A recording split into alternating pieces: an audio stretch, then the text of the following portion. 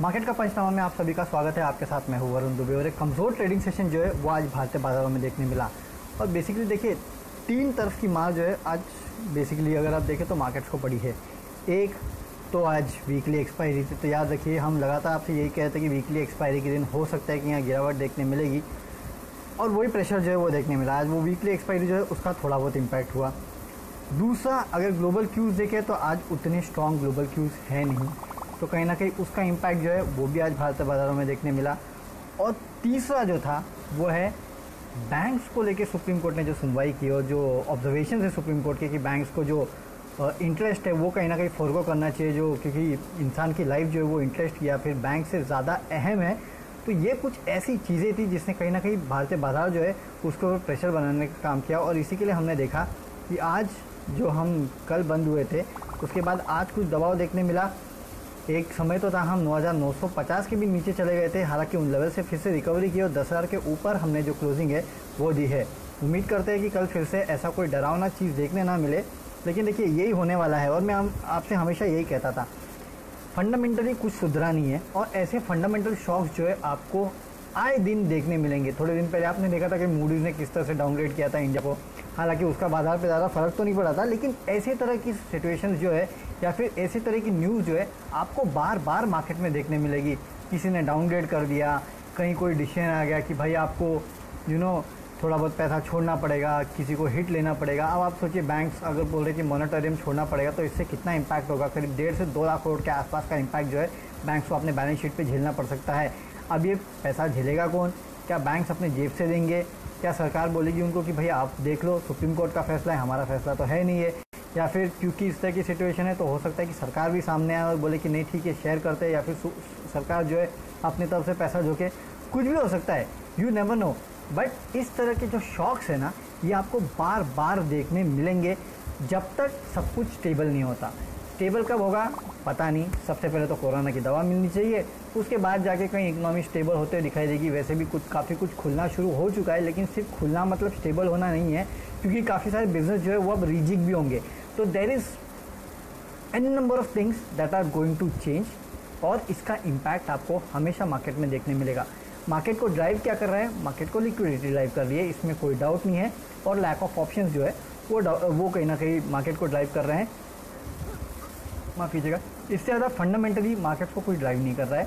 Fundamentals ये होते हैं, जो शॉक आपको आज एक देखने मिला, इस तरह के शॉक्स और देखने मिलेंगे। तो फंडामेंटल शॉक्स के लिए तैयार हो जाइए।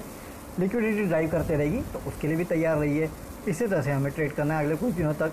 आज देखिए एक्सपायरी के दिन और इतनी बुरी खबरों के बावजूद मार्केट में उतनी गिरावट नहीं देखने मिली है। ये आपको साफ बताती है कि लिक्विडिटी जो है वो इतनी स्ट्रांग है कि मार्केट को शायद कोई बड़ी गिरावट से दूर रखेगी, और आज हमने वही देखा है। बैंक निफ्टी 2.5% से ज़्यादा गिरा है, इसके बावजूद देखिए अब निफ्टी में कितनी गिरावट है? 25 पॉइंट। सेंसेक्स में 128 पॉइंट के आसपास की गिरावट है। दैट शोज़ कि अभी भी लिक्विडिटी जो है मार्केट को आगे ड्राइव करने वाली है। बैंक निफ्टी ये जो डिसीजन है 2 दिन में लोग भूल जाएंगे, देखना तीसरे दिन वापस आपको देखने मिलेगा कि मार्केट में तेज़ी देखने मिलेगी, और 12 तारीख के पहले वापस बैंक निफ्टी प्रेशर में आते हुए दिखाई देगा। तो अगले कुछ दिनों का ट्रेड यही है। 12 तारीख तक आपको बैंक निफ्टी को काफ़ी कॉशियसली ट्रेड करना है, और उसके चलते निफ्टी को भी कॉशियसली ट्रेड करना है, क्योंकि जाहिर सी बात है अगर बैंक निफ्टी गिरता है तो निफ्टी भी गिरेगा, क्योंकि 35% के आसपास का वेटेज निफ्टी में तो बैंक निफ्टी का ही है। तो चलिए इस हिसाब से अभी आपको ट्रेड करना है। अब सवाल जवाब का सिलसिला शुरू करते हैं। मनोज खुशवाहा, बजाज फाइनेंस। देखिए मनोज जी, हमने इस प्लेटफॉर्म पे लगातार सबको यही बोलते कि भाई बजाज फाइनेंस खरीदो, लेकिन एक बात और कही थी कि अपने पोर्टफोलियो का 40% के आसपास इसमें लगाना। अब देखें आपने पिछले 2-3 दिनों में किस तरह की तेज़ी जो है बजाज फाइनेंस में देखने मिली है। आपको याद होगा जब खबरें आने चालू हुई थी कि लोगों को रियायत देनी पड़ेगी और ये सब, तो आपको याद होगा कि बर्नस्टैंड की भी रिपोर्ट आई थी और बजाज फाइनेंस का किस तरह से इन्होंने प्राइस टारगेट काटा था। तो इस कंपनी पे उसकी मार तो पड़ेगी, हालांकि कितनी पड़ेगी, किस लेवल तक पड़ेगी, ये कोई नहीं जानता। अगले 1-2 दिन मुझे लगता है इस कंपनी में थोड़ा प्रेशर आपको देखने मिल सकता है, लेकिन अगर प्रेशर आता है और फिर से एक बार ये 2000 के लेवल के आसपास आता है ना, तो मेरे ख्याल से आपके पास फिर से एक बार खरीदारी के जो है अच्छे मौके मिलेंगे। लेकिन इन काउंटर्स को मनोज जी एक बात याद रखिए, घाई में खरीदना बेचना नहीं है आपको। इन काउंटर्स को अपने पोर्टफोलियो में रखिएगा। ये काउंटर्स पोर्टफोलियो में रखने लायक है, और जिस लेवल पे मिल रहे हैं ना, वो लेवल से तो काफ़ी सस्ते मिल रहे हैं। अपने वैल्यूएशन से काफ़ी सस्ते हो चुके हैं, ये सबसे अच्छी बात है आपके लिए। इसके लिए बोलो कि इसको अपने पोर्टफोलियो में रखना। आए दिन न्यूज़ आएगी, गिरेगा फिर चलेगा, गिरेगा फिर चलेगा, वो मत सोचिएगा। 2000 के लेवल के पास आते हैं तो ये सोचिए अगले 2 साल में 4000 हो सकता है। डबल रिटर्न कौन देगा आज के टाइम पे? आप सोचिए 2 साल में दुगना कोई करके देगा? एफडी भी करके देगी, आप कोई करके देगा? कोई नहीं करके देगा। इसके लिए बोलो कि स्टॉक में बने रहिए, लॉन्ग टर्म के लिए बने रहिए मनोज जी, तो आपके लिए ज़्यादा फायदा होगा। Dushmantha Shah, Bata India 1430। देखिए बाटा इंडिया काउंटर तो मुझे बहुत अच्छा लगता है। Fundamentally it is one of the best counters, best जैसे कि पीडीलाइट है और बाकी सब है, तो उनके हिसाब से वो लेवल का काउंटर है ये भी, जुबिलेंट पीडीलाइट टाइप्स जो high beta high growth counters रहते हैं वो सब। 1430 के आसपास आपने लिया है। मेरे ख्याल से अगर आप एक ट्रेडर है तो आपको स्टॉप लॉस रखना चाहिए था 1400 के आसपास। हालांकि अगर आपने स्टॉप लॉस नहीं रखा है तो मेरे ख्याल से फिर आप लॉन्ग टर्म ट्रेडर है। अगर आप लॉन्ग टर्म ट्रेडर है तो इस काउंटर को अपने पोर्टफोलियो में रखिएगा, बेचने की ज़रूरत नहीं है इतने जल्दी। वैसे भी देखिए जो बाकी फुटवेयर इंडस्ट्री को जिस हिसाब से बात की जा रही है कि काफ़ी तवज्जो दी जाएगी, काफ़ी कुछ हो सकता है इस पूरे सेक्टर के लिए आत्मनिर्भर भारत के तहत, तो मुझे लगता है इस काउंटर में आपको फिर शायद वापस एक बार जो रिवर्सल है वो देखने मिलेगा। पोर्टफोलियो में रखिए। अगर आप ट्रेडर है तो निकल जाना चाहिए था, नहीं निकले तो अभी भी निकल जाइए। 10 रुपये के नीचे का और स्टॉप लॉस रखे। अगर आप इन्वेस्टर है तो बिल्कुल बने रहिए, बेचने की ज़रूरत नहीं है। अच्छा, यहाँ हेमंत उत्रेजा SBI कार्ड पे पूछ रहे हैं। हेमंत जी, अगर आप इस शो को हमेशा देखते हो तो आपको पता होगा 500 के लेवल से मैं बोलते आ रहा हूँ इस कंपनी को खरीदिए खरीदिए खरीदिए खरीदिए खरीदिए। 612 पे ये काउंटर पहुँच चुका है।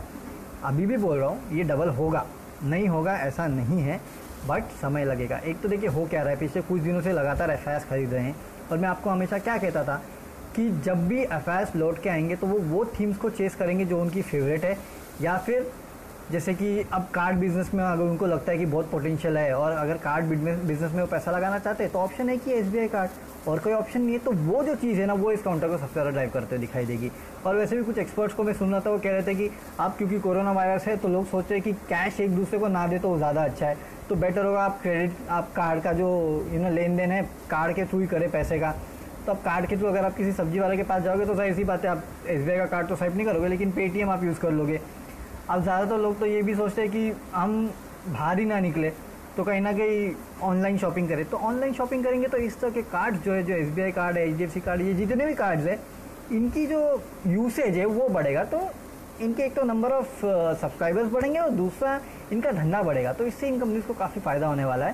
तो थोड़ा लॉन्ग टर्म का सोचिए इस कंपनी के लिए और इसको अपना पोर्टफोलियो का हिस्सा बनाइए। 600 पे भी मुझे ये काउंटर ख़राब बिल्कुल नहीं लगता है, लेकिन शॉक्स के लिए भी रेडी रखना। हो सकता है ये फिर से 500 के आसपास जाए, तो डरना मत, बने रहना इस काउंटर में। ये लॉन्ग टर्म पोर्टफोलियो वाला काउंटर है, ये ऐसा नहीं है कि आज ले लिया कल बेच दिया। तो इसके लिए अपने पोर्टफोलियो में इसको रखना है आपको। निखिल विराज वेदांता पे पूछ रहे हैं। देखिए वेदांता में आज अच्छी खासी तेज़ी देखने मिली है। इस कंपनी के मेरे ख्याल से 6 तारीख को नतीजे आने वाले हैं। हालांकि मुझे लगता नहीं है कि नतीजे कुछ ग्रेट होंगे, लेकिन अब ये तो वो डी लिस्टिंग के बस पे चल रहा है भैया, उससे ज़्यादा कुछ है नहीं इस काउंटर पे। अब डी लिस्टिंग का जो प्राइस जो बोला जा रहा था कि 87-88 के आसपास कंपनी ने प्रपोज किया, लेकिन लोग लगातार बोल रहे थे कि 170-180 के आसपास का डी लिस्टिंग प्राइस होना चाहिए। अगर ऐसा नहीं होता है तो कहीं ना कहीं लोग इसमें अपना जो करना है डी लिस्टिंग में टेंडर लोगों को, वो करने वाले हैं नहीं। अगर इंडिविजुअल कर भी दे तो कम से कम जो DIS है वो तो करने वाले हैं नहीं। तो उस गेम के लिए आप इस काउंटर को प्ले कीजिए। आप, मुझे याद है जब ये उस लेवल पे था 90 के लेवल के आसपास, तभी भी मैंने आपको यही कहा था। आज भी मैं आपको यही कहूँगा कि नतीजे इसके लिए इस काउंटर को प्ले आपको नहीं करना है। अगर आपको इस काउंटर को प्ले करना है तो उस डी लिस्टिंग बस के ऊपर आप इस काउंटर को प्ले कीजिए। लेकिन मोस्ट प्रॉब्ली ट्रेड करेंगे इस काउंटर को तो ज़्यादा बेटर होगा, क्योंकि ग्लोबली ये जो चीज़ें हैं मेटल वेटल, इसमें कुछ ज़्यादा सुधरने वाला नहीं है, ये आपको याद रखना है। तो फंडामेंटली इतना कुछ ग्रेट है नहीं है काउंटर, सिर्फ इतना ही है। डी लिस्टिंग इस बस के लिए इसको प्ले कीजिए। अच्छा, गौतम कमरकर NBCC 800 शायद 200 पे लिया था, क्या करूँ? ये तो मेरे ख्याल से 18-19 पे आ चुका है। कुछ दिन पहले भी बात भी की थी हमने इस काउंटर पे कि 17 रुपये के आसपास का स्टॉप लॉस रखी, 20 रुपये के आसपास के लिए ट्रेड कीजिएगा। देखिए गौतम जी, मुझे पता नहीं अब आपने क्यों लिया है ये काउंटर। अगर ट्रेडिंग के तौर पे लिया था तो मेरे ख्याल से आपको तो 2 रुपये का स्टॉप लॉस होकर निकल जाना चाहिए था अभी तक। अब लॉन्ग टर्म के लिए अगर आपने लिया है और ये काउंटर 19 के आसपास अगर ट्रेड कर रहा है, यार 10 रुपये के आसपास का अगर आपको लॉस हो जाएगा तो आपका कम से कम, नहीं तो सोचो 8,000 रुपये के आसपास का लॉस हो जाएगा। तो रुकिए, लॉस थोड़ा कम कर लेते हैं, है ना, इससे ज़्यादा हम कुछ कर नहीं पाएंगे। ये काउंटर वापस 29 पे जाएगा, ये मुझे शक है, बहुत बड़ा शक है। 20 तक जा सकता है, हाँ ये हो सकता है। तो यहाँ से 1-2 रुपये के से ज़्यादा की रैली मैं इस काउंटर में देख नहीं रहा हूँ। अगर आपको थोड़ा बहुत लॉस कम करना है तो मेरे ख्याल से इस काउंटर को 2021 के लेवल के लिए वेट कीजिए। अगर वो लेवल पे आता है ना तो कुछ नहीं तो 400 शेयर तो उड़ा देना अपने कम से कम, है ना, 400 उड़ा देना, 400 रखना, उसके बाद देखिए कि क्या होता है। क्योंकि एक बात है कि जितनी भी ये वाली कंपनी है ना, क्या बोलते हैं, सरकारी कंपनी, इनसे सरकार तगड़ा डिविडेंड तो मांगने वाली है। इससे भी अगर मांगा, NBCC है, ऐसे बहुत सारे स्टॉक है जो आपको इस लेवल के आसपास मिलेंगे। इनमें थोड़ा कॉशियसली ट्रेड कीजिएगा, क्योंकि NBCC no doubt order book बड़ी है, लेकिन एक तो वैसे ही इसको काफ़ी लंबे समय लगने वाला था अपने ऑर्डर बुक पूरी करने में, और उसके बावजूद अब कोविड हो गया तो और बड़ा प्रॉब्लम है। इसके लिए थोड़ा ध्यान से ट्रेड करिए, जो लेवल मैंने आपको बोला उसको याद रखिए। जयदयाल पंचारिया पूछे खादिम में लॉन्ग टर्म इन्वेस्टमेंट करे क्या।